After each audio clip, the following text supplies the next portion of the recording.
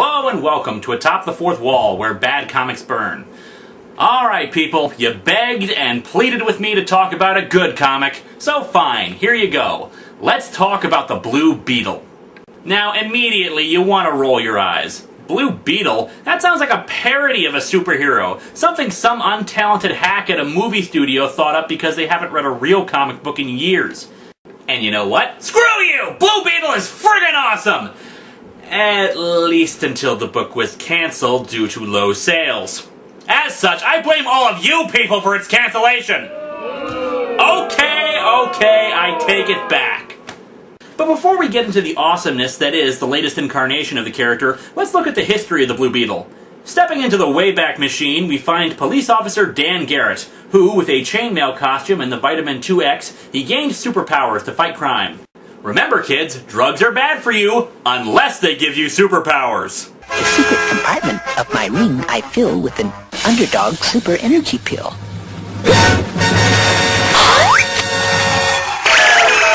Blue Beetle was actually pretty popular in his day, to the point where he even got a radio show for a while. And remember, these were the days before TV, so this was a big deal. But as was the fleeting passions of the golden age of comics, eventually people stopped listening and stopped buying and the character was sold to another publisher. His origin was revised so that now he was an archaeologist who discovered an ancient Egyptian artifact. Compelled to touch the artifact, a mystical blue scarab, Dan Garrett was given incredible powers whenever he shouted the words, Kaji Da. You know, what is it about ancient Egyptian artifacts in fiction that they always have magical powers? Think about it! Black Adam got his powers from another mystical scarab, all the mummies that pop up because of necklaces and jewels, oh, and let's not forget the artifact that makes you want to play card games for the rest of your life. And to get all this crap, you had to pass insurmountable odds in Indiana Jones-esque fashion, and more than one person would die along the way. It seems to me that ancient Egypt was a freaking death trap! Screw archaeology! Ever think that maybe there was a reason this crap was buried? Warning, the views of Linkara may not reflect the views of the producers of Atop the Fourth Wall. Which actually would be Linkara, so make of that what you will. Eventually, the publishing rights fell into the hands of Charlton Comics, where they decided to take a new spin on things. Enter Steve Ditko, co-creator of Spider-Man. Ditko had left Marvel for unknown reasons, though the most popular rumor suggests that he was upset over the fact that the Green Goblin's identity was revealed to be supporting cast member Norman Osborn. Ditko was a staunch believer in Ayn Rand's objectivist philosophy and believed that someone like the Green Goblin should be some anonymous individual, since evildoers are not necessarily going to be people you know, even if drama suggests otherwise. Freed of the constraints of Marvel, he reworked the Blue Beetle into one of the finest legacy heroes in comics. What's a legacy hero? It's when you have characters who take over the mantles of other heroes. Both Robin and the Flash are popular examples, each one having at least 4 different people under their respective identities.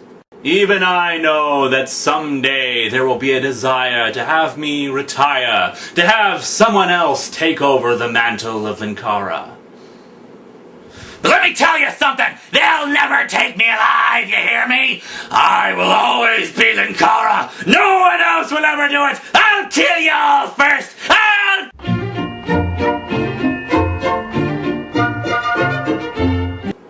Happy pills are happy! So, anyway, Blue Beetle II.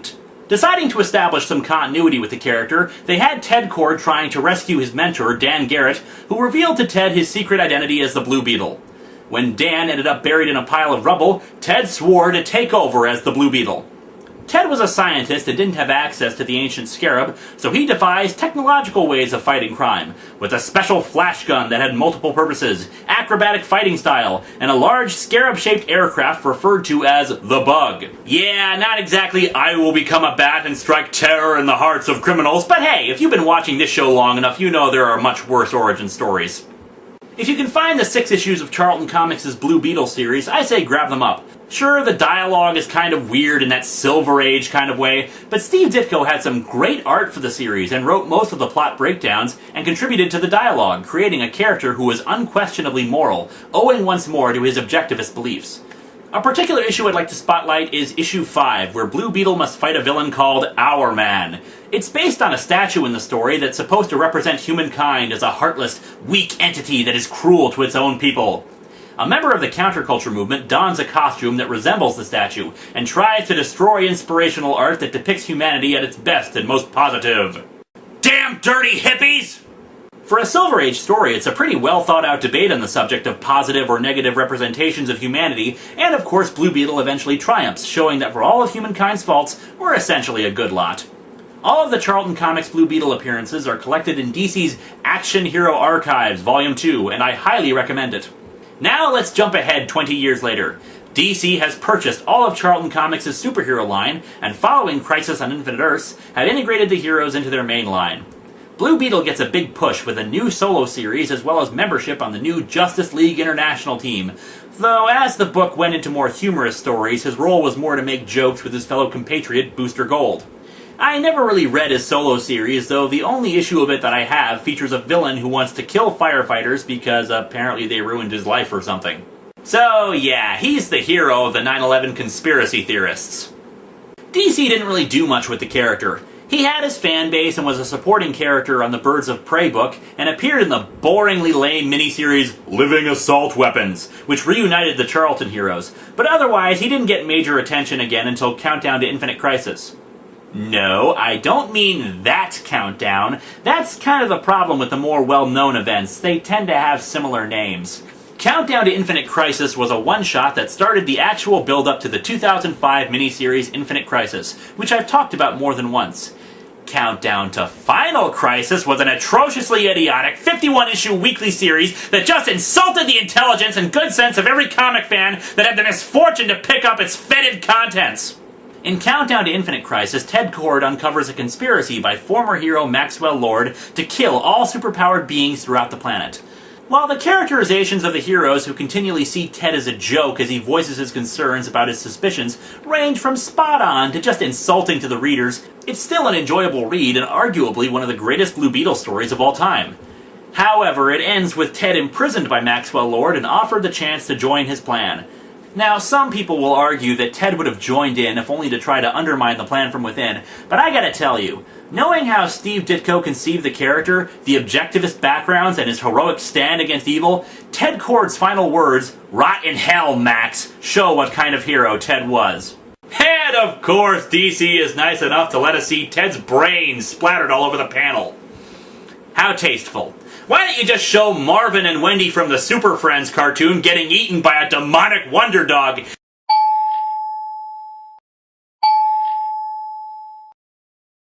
Oh, I think I'll shut up now.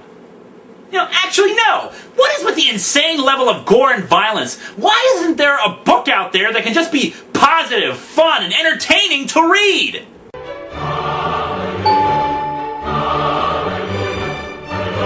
Oh, hell yeah! Now we're into the good stuff, people! During Infinite Crisis, they unveiled the third Blue Beetle, Jaime Reyes, a Latino teenager from El Paso who found the Blue Beetle scarab and it became embedded in his spine, accessing the power that Ted Kord was never able to. And yes, his name is Jaime, not Jamie. Don't make me pull out the "more you know" logo. After Infinite Crisis, Jaime disappeared for a year in story, the scarab having teleported him away because it was afraid of the Green Lanterns. When he returned to his family and learned of the missing year, he did what any superhero would do and told them the truth about his heroic identity. Wait, what? A superhero who actually trusts his friends and loved ones with his secret? Actually allowing them more protection instead of less? No! That's just crazy! What were they thinking? This series had a big supporting cast, from Jaime's family to his best friends Paco and Brenda, his girlfriend, the magic superheroine Tracy 13, and so many more. The dialogue was clever and funny and really full of great character moments. The problem was that, well, nobody was buying the book, including me. At least at first. I was willing to give the book a chance, but to be perfectly honest, the first few issues of the series are, well, average at best. It sets the series up, but really, if you're gonna read the book, I'd actually start with the second and third trade paperbacks, since that's when things really began to take off. It established a few new facts. For one, the Blue Beetle scarab that Dan Garrett had actually wasn't magic, but damaged alien technology. That alien race, the Reach, arrives on Earth and does the most evil thing imaginable. They make peaceful contact with the governments on Earth and open diplomatic negotiations! Those bastards! actually the reach of one of the most unique invasion ideas ever. Instead of trying to conquer worlds through open conquest, they slowly ingratiate themselves into civilizations over a period of 100 years, altering the food supply so that a species will become more docile and open to subjugation, and eventually manufacture a disaster that forces the entire race to willingly join them as a subservient society. They usually have a primary agent that acts on their behalf, powered by the blue scarab that Jaime now possesses. This is actually starting to sound more like the backstory to Neutro. In this case, something went wrong with the scarab, and it has now gained free will, willingly wanting to help Jaime fight the Reach. During this, there are a lot of standalone issues that seem like they don't contribute to the overall plot, but actually all contribute in some fashion. The endgame storyline is one of the best stories I've ever read, and I can't recommend it enough. So of course, after 36 issues, defeating aliens and supervillains, and saving countless people, what's next? Damn it! Why was the series cancelled? Low sales. But actually, it had low sales for a good chunk of its life, but DC Editorial liked the book, so they were willing to let it run its course as best as they could. So why weren't people buying it? Well, a couple of reasons. Some say there wasn't enough marketing, but actually when the book first came out it was promoted in ads, and Jaime appeared in several other books, including Brave and the Bold, Booster Gold, and Teen Titans. His book was the only non-Green Lantern book to have a tie-in to the excellent Sinestro Corps War event, and it actually acted like a proper tie-in book. No, the big reason people weren't reading it was because it wasn't Ted Kord. People were really pissed that Ted had died the way he did, and weren't willing to give him a chance. And you people suck! Sorry, let me just say something.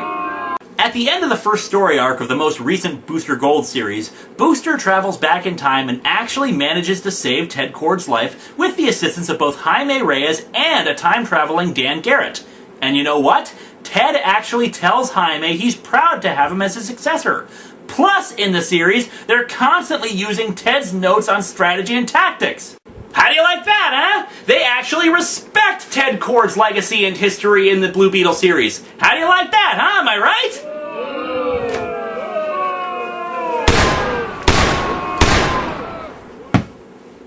Look, the book deserves another look through if only because it was just good. Now, I know it seems hypocritical of me to ask people to get over it considering my own thing with One More Day, but I understand the cyclical nature of comics. Someday, One More Day will be undone.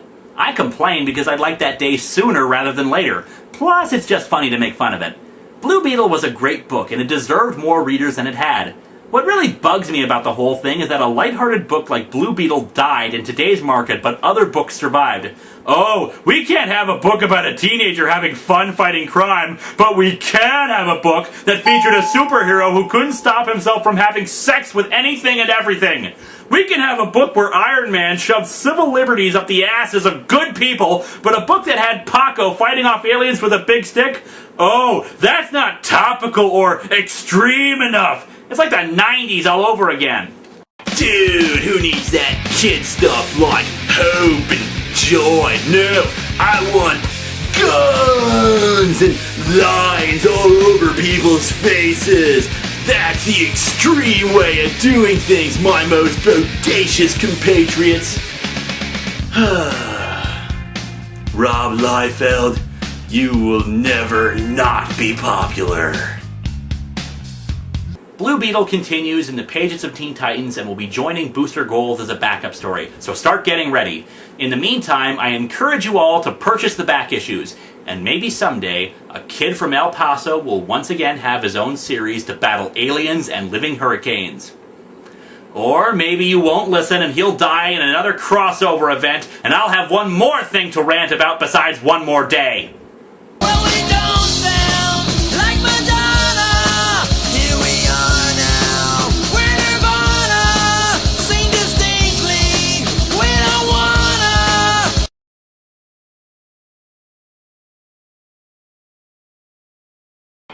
Dude, I bought like 4 issues of Superman number 75, the issue where he died, man. Oh, the polybagged cover and everything. It's got like a wristband, an obituary. Superman was never hardcore. He'll never last like characters like Bloodsport and Blood Axe and other characters with blood in their name, but I know that it's a collector's edition, so I know that those 4 issues of Superman number 75 will put me through college. Ah, college, I look forward to it. Getting high all the time, getting drunk, that's what college is all about. Not stuff like getting ready for the real world, that's just stupid. Hey, I'm 90s Kid, and what you see is what you get.